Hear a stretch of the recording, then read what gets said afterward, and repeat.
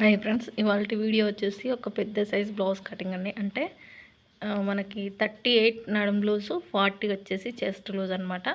చాలా పెద్ద size blouse cutting అయితే చూపిస్తున్నాను చూడండి. కింద అయితే ఫస్ట్ హెచ్ తగ్గులు లేకుండా నీట్గా కట్ చేసేసుకుందాం. ఓపెన్స్ అనేది అటువైపున ఉంది, జాయింటింగ్ నా వైపున ఉందన్నమాట. ఫస్ట్ వచ్చేసి కింద ఎక్స్ట్రాలన్నీ కట్ చేయాలండి. కాటన్ లైనింగ్ అయితే ఖచ్చితంగా వాష్ చేయండి. నేనైతే వాష్ చేసి వేస్తాను అనమాట.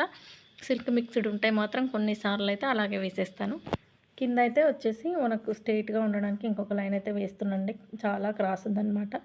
క్రాస్లు అనేది అసలు లేకుండా చూడండి. అలాగే ఫస్ట్ వీడియోకి లైక్ ఇవ్వండి. సబ్స్క్రైబ్ చేసుకోకపోతే సబ్స్క్రైబ్ చేసుకొని చూడండి. కింద హెచ్చు తగ్గులు లేకుండా నీట్గా కట్ చేసేసి ఒక ½ ఇంచ్ అయితే కుట్ల కోసం పెట్టేసుకోవాలి మార్కింగ్. ఇప్పుడు వచ్చేసి బ్లౌజ్ యొక్క నడుం బ్లౌజు సైజ్ బ్లౌజ్ ఉంటుంది కదా, దాన్ని బ్యాక్ పార్ట్ మిడిల్కి మర్చ్ చేసుకొని ఈ విధంగా నడుం లూజ్ అయితే పెట్టేసేయండి. ఎక్కడికి టైట్ కుట్ల దగ్గరకు ఒక మార్కింగ్, ఎక్స్ట్రా క్లాత్ ఒక మార్కింగ్, 1 ఇంచ్ వచ్చేసి బ్యాక్ డాట్ కోసం అనమాట. ఇప్పుడు వచ్చేసి బ్లౌజ్ యొక్క హైట్ ఎక్కడి నుంచి బ్యాక్ డాట్ నుంచి షోల్డర్ వరకు హైట్ అయితే మార్కింగ్ వేసేసుకోవాలి. ఇక్కడ కనిపించట్లేదు కదా, నేను సెర్చ్ చేస్తాను చూడండి. ఇప్పుడు నేను చూసుకోలేదన్నమాట, చూపిస్తాను మీకు. ఇప్పుడు హైట్ దగ్గరకు కూడా మార్కింగ్ వేసేసానండి పైన. ఇప్పుడు వచ్చేసి ఇటు చివరన ఒక లైన్ అయితే వేసేసుకోవాలి ఈ విధంగా. ఇప్పుడు వచ్చేసి చంకదింపు కూడా మార్కింగ్ వేస్తున్నాను చూడండి. ఇక్కడ కూడా ఖర్చు కోసం క్లాత్ అనేది ఎక్స్ట్రాగా పెట్టేసుకోవాలన్నమాట. ఇప్పుడు వచ్చేసి బ్యాక్ నెక్ మళ్ళీ బ్యాక్ పార్ట్ మిడిల్కి మర్చ్ చేసుకొని నెక్ ఎక్కడికి మార్కింగ్ ఉందనేది పెట్టేసుకోవాలి. బ్యాక్ పార్ట్ అనేది పర్ఫెక్ట్గా కట్ చేస్తే ఫ్రంట్ కూడా పర్ఫెక్ట్గా వస్తుందన్నమాట. చూడండి. ఇప్పుడు వచ్చేసి చెస్ట్ లూజ్ వచ్చేసి చెప్తాను మీకు, నడుం లూజ్ చెప్తాను ఫస్ట్. ఇది నీట్గా సెట్ చేసుకోవాలి. మనం 2 బ్లౌజులు కట్ చేస్తున్నాం కాబట్టి ఎక్కడ పొరపాటు లేకుండా చేసేసుకోవాలన్నమాట. ఇక్కడ వచ్చేసి 38 ఇంచెస్ నడుం బ్లౌజు చూడండి. 38 వచ్చేసి నడుం బ్లౌజు. చెస్ట్ వచ్చేసి 40 ఉందన్నమాట.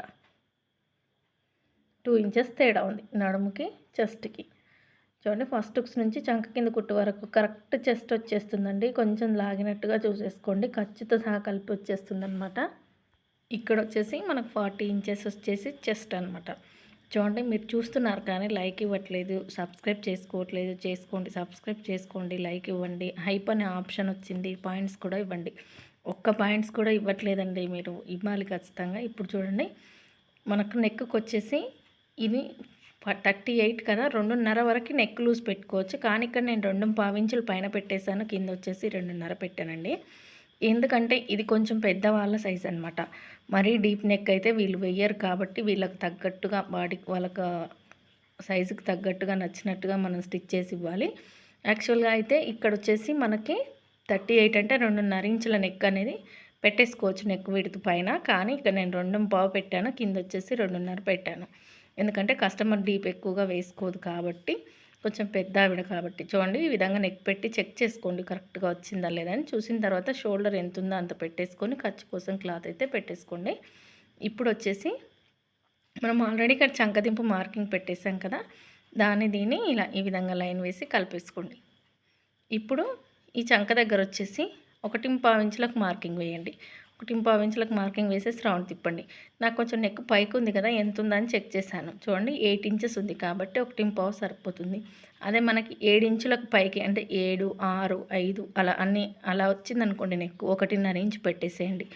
ఎందుకంటే నెక్ పైకి వెళ్తున్న కొద్దీ ఇక్కడ పట్టేసినట్టుగా అవుతుంది కాబట్టి చూసి పెట్టేయండి. చెస్ట్ వచ్చేసి మనకు ఫోల్డింగ్ మీద 10 ఇంచులకు పెట్టేసి నేను చెస్ట్ దగ్గరకు ఒక లైన్ వేశాను. ఇక్కడ వచ్చేసి ఆమ్ రౌండ్ అండి. ఆమ్ రౌండ్ అనేది బ్యాక్ సైడే చెక్ చేసుకోవాలి మనం, ఫ్రంట్ సైడ్ కాదు.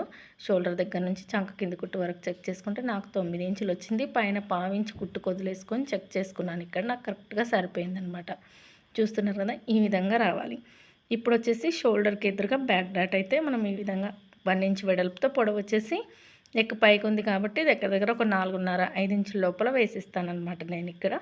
ఇప్పుడైతే ఏ విధంగా మార్కింగ్ ఉందో ఆ విధంగా నీట్గా కటింగ్ అయితే చేసేస్తున్నాను చూడండి. మనం పర్ఫెక్ట్గా కట్ చేసి ఇవ్వాలి. పెద్ద సైజ్ అనేసరికి చాలామంది పట్టినట్టుగా కావడము, లేదంటే చంక కింద టైట్గా ఉండడం, లేదంటే లూజ్గా రావడం, ఇలా కట్ చేస్తూ ఉంటారనమాట. అలా కాదు, మనం పర్ఫెక్ట్గా కట్ చేసామంటే పర్ఫెక్ట్గా కుదురుతుంది.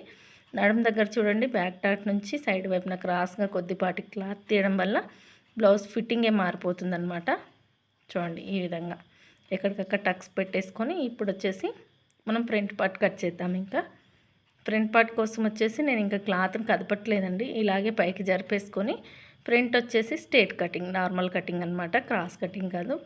ఇంకా ఫ్రంట్ పార్ట్ కోసం మార్కింగ్ అయితే వేసేద్దాం. ఇక్కడ చూడండి సైడ్ వైపున హెచ్చు తగ్గులుగా ఉంది కదా, చూసి వేసుకోండి. మరి చివరికి వేసేస్తే ఆ హెచ్చు తగ్గులు అనేది మనకు కటింగ్లో వచ్చేసి బ్లౌజ్ పాడైపోతుంది. కాబట్టి ఆ హెచ్చు తగ్గులంతా వదిలేసుకొని ఈ విధంగా ఫ్రంట్ పార్ట్ కోసం నీట్గా మార్కింగ్ వేసేయండి. ఇలా మొత్తం మార్కింగ్ వేసేసుకుంటే మనకి ఇది స్ట్రేట్ కటింగ్ కాబట్టి చూడండి ఇలా స్ట్రైట్గా వేసేసుకోవాలన్నమాట. పెద్ద సైజ్ చూడండి, క్లాత్ అనేది మనకు మీటర్ తీసుకున్నా కూడా కొంచెం తక్కువ అయిపోయింది. ఇక్కడ చంక దగ్గర వచ్చేసి ఈ విధంగా బాక్స్ షేప్ ఇచ్చేసుకొని 1/2 ఇంచ్ లోతు అనేది తీసేయండి. తీసేసిన తర్వాత ఇప్పుడు వచ్చేసి ఫ్రంట్ హైట్ అండి. ఫ్రంట్ హైట్ వచ్చేసి ఇది స్ట్రైట్ కటింగే కాబట్టి డైరెక్ట్గా బ్లౌజ్తో మనం పెట్టేసుకోవచ్చు. ఈ షోల్డర్ దగ్గర నుంచి ఈ మెయిన్ డాట్ వరకు మనకు ఖర్చుతో సహా కలిపేసి పెట్టేసుకుంటున్నాను. ఇక్కడ నేను వచ్చిన దానికంటే ఒక 1/2 ఇంచ్ కిందకి, అంటే మనకు ఖర్చు కావాలి కదా, కుట్టేసరికి మళ్ళీ పైకి వెళ్ళిపోతుంది. ఆ విధంగా పెట్టేసుకొని ఇక్కడికి స్ట్రైట్గా ఒక లైన్ వేయాలి. సైడ్ వైపున కుట్ల వైపున కూడా చూసేసుకొని స్ట్రైట్గా లైన్ వేసేసుకోవాలి. దీనికి వచ్చేసి 4th డాట్ ఉందండి, అందుకని నేను ఇంకొక 1/2 ఇంచ్ కిందకి దింపాను. నెక్ వచ్చేసి చూడండి పైన 1/2 ఇంచ్ కుట్టుకు వదిలేసుకొని ఉక్స్ సైడ్ ఉన్న నెక్ ఈ విధంగా నీట్గా పెట్టేసుకొని మార్కింగ్ పెట్టేసుకుంటే కరెక్ట్ కస్టమర్ సైజ్ నెక్ అనేది వచ్చేస్తుంది అనమాట. ఇక్కడ ఇప్పుడు ఫస్ట్ ఉక్స్ నుంచి 4వ ఉక్స్ వరకు మార్కింగ్ పెట్టేసుకొని క్రాస్గా షేప్ ఇచ్చేవడమే. చూడండి ఇప్పుడు ఇక్కడ డాట్స్ వచ్చేసి చాలా చిన్న డాట్స్ అండి, ఎందుకంటే మనం కొంతమంది యంగ్ పర్సన్స్ అయితే బ్రాడ్గా వేసుకుంటారు, కానీ కొంచెం పెద్దవాళ్ళు షార్ప్గా వేసుకోరు కదా, కొంచెం అనిగిపోయినట్టుగా వేసుకుంటారు. కాబట్టి చూడండి 2.5 ఇంచులకు డాట్ పాయింట్ ఇచ్చాను. డాట్ పొడవు వచ్చేసి చిన్నగా, చాలా చిన్నగా వేయాలన్నమాట. ఒక పట్టికి మిడిల్లో ఒక dot, arm round side dot అనేది ఒక డాట్. ఈ డాట్స్ ఎలా వేసుకోవాలి, ఉక్స్ పట్టి కాజా పట్టి ఎక్కువ తక్కువలు కాకుండా ఎలా స్టిచ్ చేసుకోవాలనేది నిన్నటి వీడియోలో అయితే పోస్ట్ చేశాను. స్టిచ్చింగ్ చేస్తూ చూసేయండి.